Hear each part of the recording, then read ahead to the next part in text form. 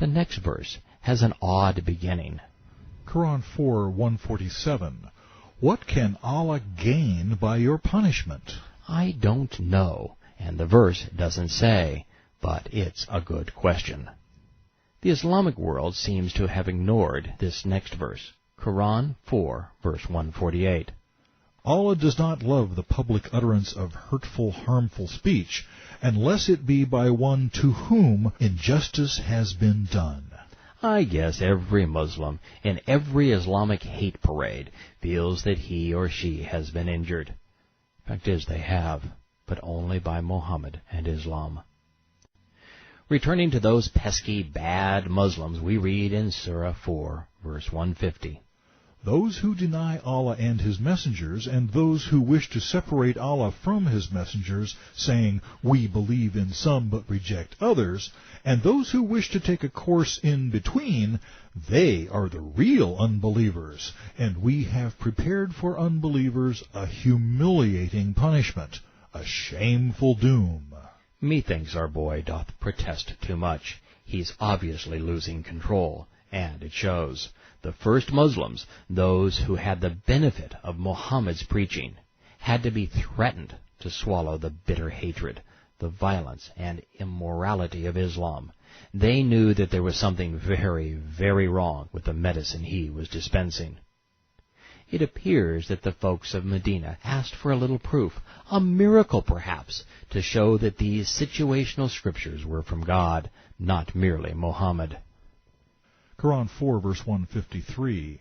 The people of the book ask you to cause an actual book to descend to them from heaven.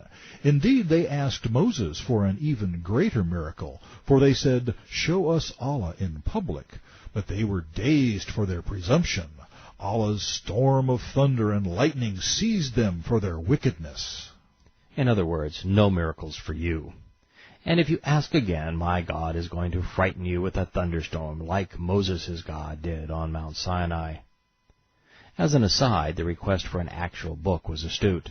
Not a word of the Koran had been scribed on a scroll. The Koran was little more than a stream of situational recitals, thinly disguised to serve Mohammed's agenda. The next series of verses attacks Jews and then assails Christ's mission. In the 154th verse, the covenant was described as the raising of the mount over the Jews, and them becoming Muslims by prostrating themselves in submission. In the 155th verse, Jews were condemned for killing the prophets unjustly. Then in the next, they were berated for uttering a grave false charge of illegal sexual intercourse against Mary. Yet in the 157th, Allah contradicts history when He has Jews say, we killed the Messiah, Jesus, son of Mary, but they killed him not, nor crucified him. But it appeared so to them, as the resemblance of Jesus was put over another man, and they killed that man. Nay, Allah raised him up unto Himself. Those who differ with this version are full of doubts. They have no knowledge, and follow nothing but conjecture. For surely they killed him not.